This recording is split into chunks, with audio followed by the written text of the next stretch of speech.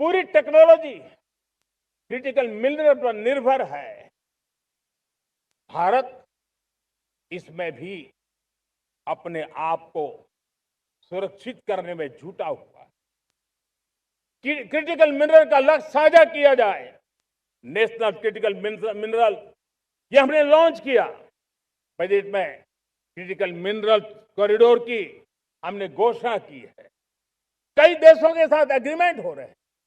विश्व के कई देश अब इस क्रिटिकल मिनरल के विषय में भारत के पर भरोसा करने लगे हैं। मेरे प्यारे देशवासियों, जैसे सेमीकंडक्टर की बात हो, क्रिटिकल मिनरल की बात हो, वैसे ही जिस टेक्नोलॉजी की दिशा में हम जा रहे हैं, दुनिया जा रही है, उसमें एनर्जी का महत्व और बढ़ता चला जा रहा है। अब एनर्जी के बिना भी नई दुनिया को चलाना मुश्किल है और इसलिए हमें चिप हो, एआई हो, डेटा सेंटर हो, हमें बहुत बड़ी मात्रा में बिजली की जरूरत होगी। एनर्जी सिक्योरिटी ये हमारे समय की मांग है और इसलिए हमने पहले से ही उस दिशा में एक के बाद एक मजबूत कदम उठाए हैं।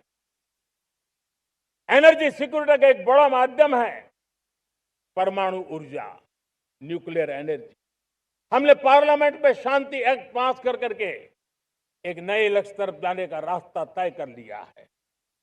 2047 तक हम 100 गीगावाट न्यूक्लियर पावर का लक्ष्य लेकर के चल रहे हैं।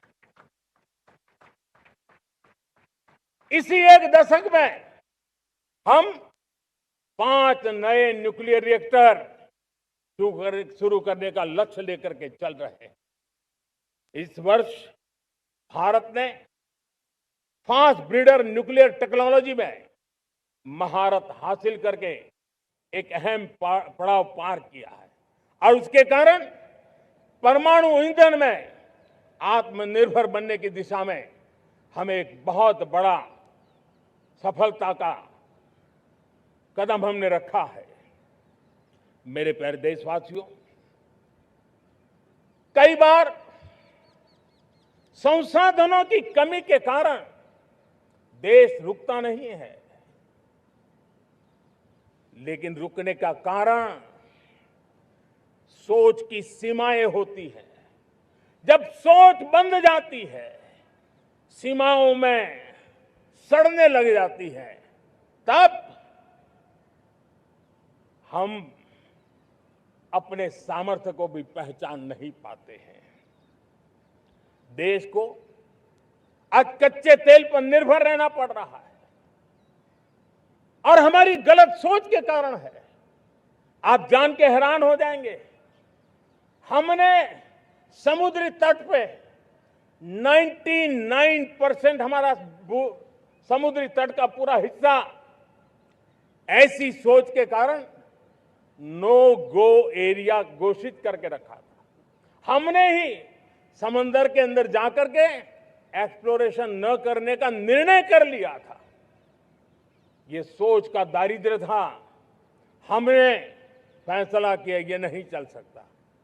हमने उस 99% को, जो कभी नो गो एरिया हुआ करते थे, हमने उसको गो एहेड एरिया के रूप में खुला कर दिया है और अब हम समुद्र के भीतर भी एक्सप्लोरेशन करने की और नए नए भंडार खोजने की दिशा में हम प्रवृत्त हैं, हम प्रयास कर रहे हैं।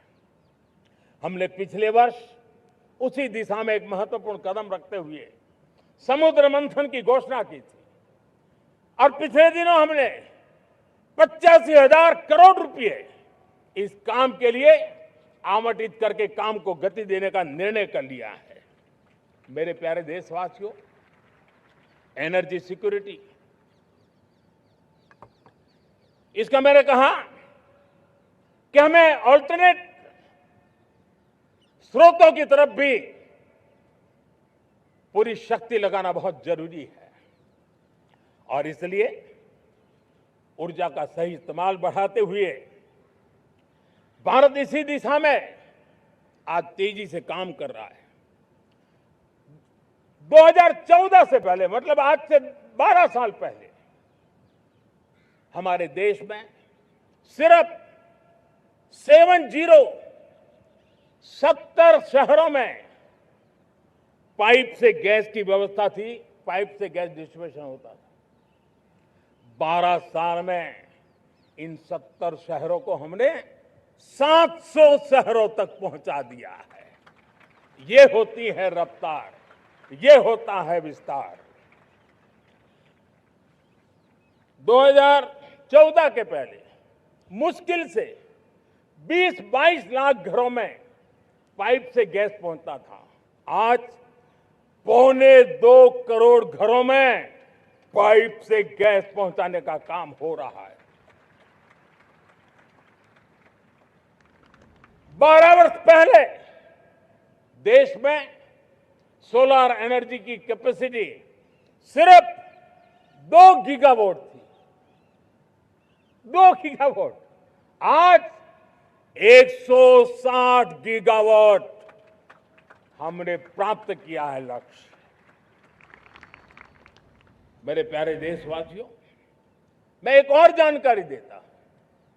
हमने इसका लाभ देश के मध्यम वर्ग को, सामान्य परिवार को मिले, इस तरफ भी उतना ही ध्यान केंद्रित किया। हमने पीएम सूर्यघर मुफ्त बिजली योजना चालू की और आज मुझे संतोष है कि इतने कम समय में 50 लाख घरों का सोलर एनर्जी का काम हम आंकड़ा पार कर चुके हैं। तेजी से चल रहा है और उसके कारण हजारों घरों का बिजली बिल 0 हो गया है। हजारों घर अपनी बिजली का उपयोग करने से अतिरिक्त बिजली आज बेच करके कमाई कर रहे हैं। हर परिवार को हम इस काम के लिए 80,000 रुपया सरकार की तरफ से एक एक परिवार को मदद दी जा रही है।